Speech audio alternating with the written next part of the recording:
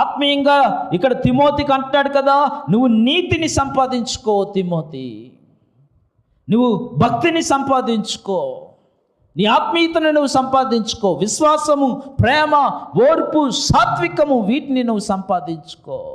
ఎందుకంటే ఈ లోక సంబంధమైనవన్నీ కూడా నువ్వు సంపాదించిందంతా కూడా విడిచిపెడతావు, కానీ ఇవి నీతో ఉంటాయి ఎల్లకాలము. వీటి వలన నువ్వు అభివృద్ధి చెందుతావు. నీతిని సంపాదించుకో. నీతిని సంపాదించుకోవాలంటే ఎలా సంపాదించుకోవాలి?